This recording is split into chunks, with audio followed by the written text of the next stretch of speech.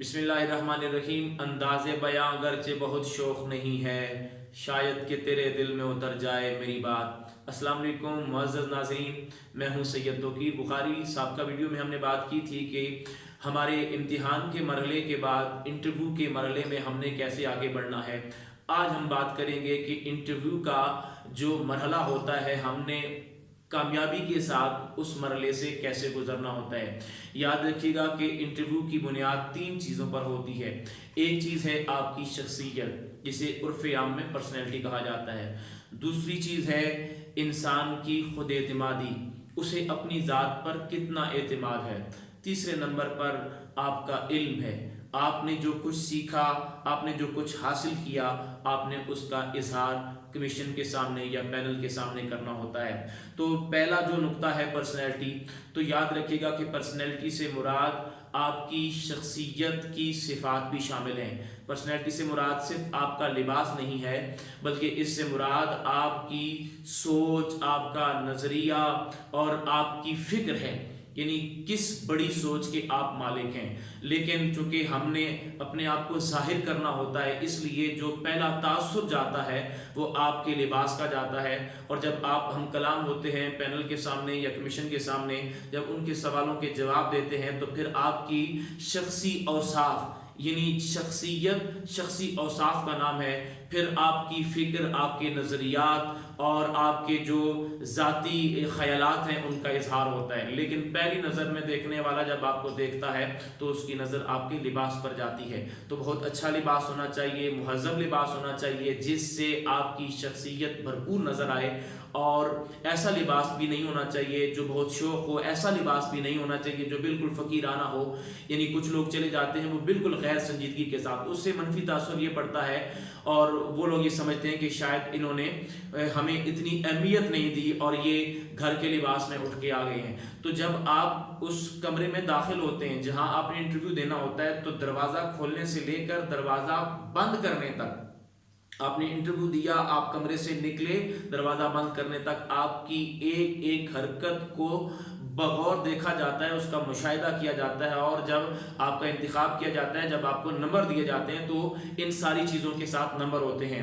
تو آپ نے ایسا لباس پہننا ہے اور ایسے ظاہری حلیے کے ساتھ جانا ہے جس سے آپ کو دیکھ کر ایک اچھا تاثر ابھرے۔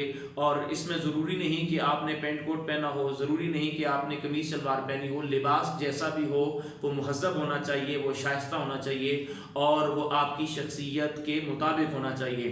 تو اسی طرح دوسری چیز ہے آپ کی خود اعتمادی، اس کی بڑی حیثیت ہوتی ہے۔ بعض لوگ اپنے ظاہری حلیے پر بڑی توجہ دیتے ہیں، بڑی محنت کرتے ہیں، اچھا لباس بھی پہن کے جاتے ہیں، لیکن سخت سردی کے عالم میں بھی ان کی ٹانگیں کانپ رہی ہوتی ہیں اور وہ پسینہ صاف کر رہے ہوتے ہیں۔ تو یہ چیزیں اس بات پر دلالت کرتی ہیں کہ انہیں اپنی ذات پر اعتماد نہیں ہوتا۔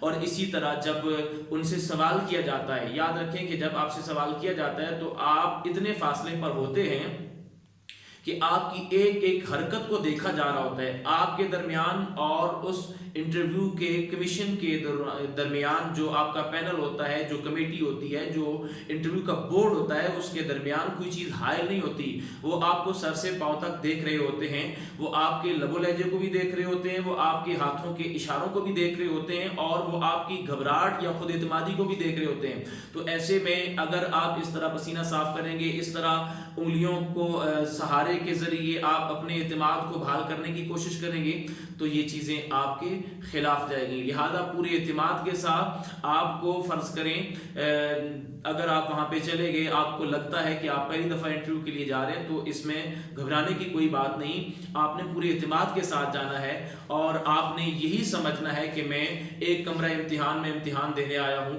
اگر آپ اس کا پریشر، اس کا دباؤ اپنے ذہن پر ڈالیں گے کہ پتہ نہیں کیا ہو جائے گا، تو اس سے آپ کو جو چیزیں یاد ہوں گی وہ بھی آپ بھول بیٹھیں گے۔ تو خود اعتمادی کا ہونا بہت ضروری ہے۔ اگر آپ کے پاس خود اعتمادی کی کمی ہے تو آپ کی پرسنالٹی، آپ کا لباس اور آپ کا ظاہری حلیہ وہ بے معنی ثابت ہو جائے گا۔